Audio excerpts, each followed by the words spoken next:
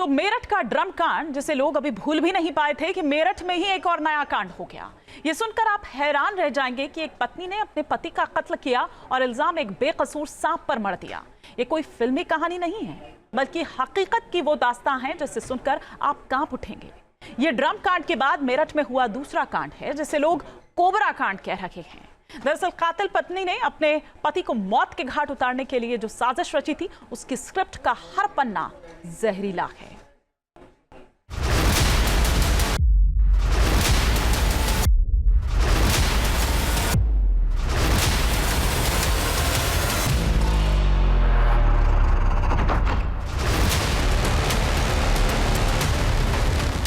पति से बैर, प्रेमी संग सैर।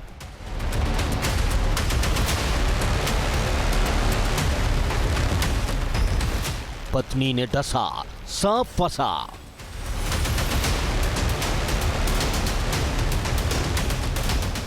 स्नेक बाइट, जहरीली वाइफ।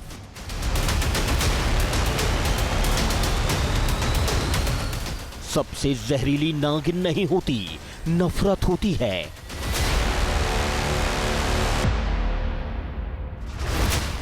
सबसे खतरनाक कोबरा नहीं, साजिश होती है।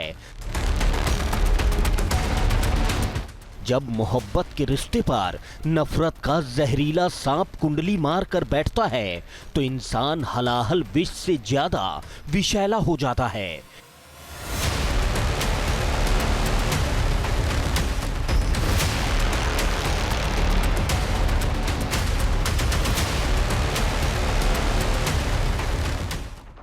मेरठ के ड्रम कांड को अभी लोग भूल भी नहीं पाए थे कि मेरठ में एक नया कांड हो गया। एक पत्नी ने अपने पति को डसा और इल्जाम एक बेकसूर सांप पर मढ़ दिया।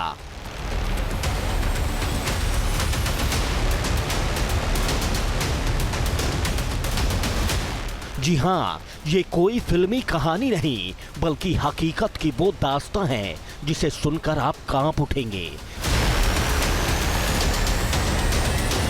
ये ड्रम कांड के बाद मेरठ में हुआ दूसरा कांड है, जिसे लोग कोबरा कांड कह रहे हैं।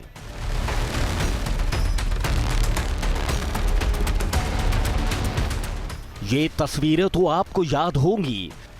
बिस्तर पर जहरीले सांप के साथ एक शख्स की लाश पड़ी है।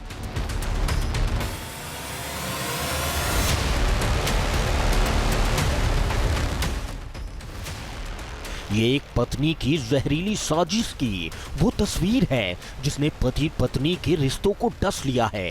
यहाँ किसी इंसान का ही नहीं, बल्कि विश्वास का भी कत्ल हुआ है। 7 फेरे लेकर जिसने 7 जन्मों तक साथ रहने का वायदा किया था, उसी ने अपने हाथों से पवित्र रिश्ते का गला घोट दिया।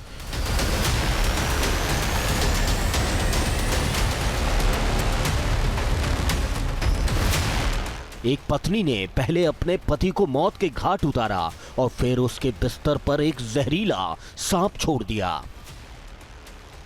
एक पत्नी ने अपने पति को मौत के घाट उतारने के लिए जो जहरीली साजिश रची थी, उसकी स्क्रिप्ट का हर पन्ना जहरीला है। हर पन्ने में नफरत, धोखा और साजिश की सड़ांध है।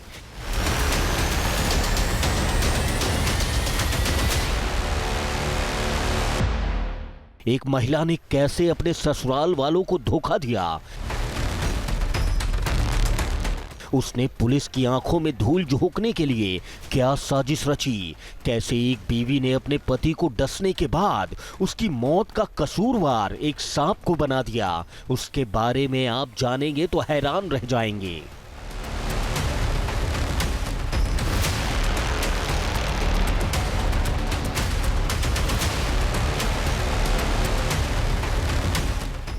ये कहानी मेरठ की है, उसी मेरठ की जहां मुस्कान ने अपने पति के टुकड़े करने के बाद उसे ड्रम में चुनवा दिया था।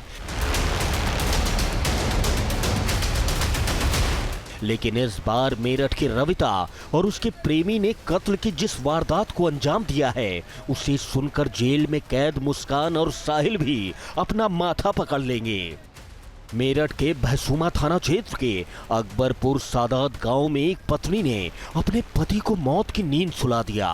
14 अप्रैल की सुबह अमित उर्फ मिक्की का शव मिला था। पत्नी रविता ने अपने पति अमित को अपने प्रेमी अमरदीप के साथ मिलकर मार डाला, लेकिन इस हत्याकांड में आरोपियों ने जो टेक्निक अपनाई उसके खुलासे के बाद खाकी वाले भी हैरान रह गए।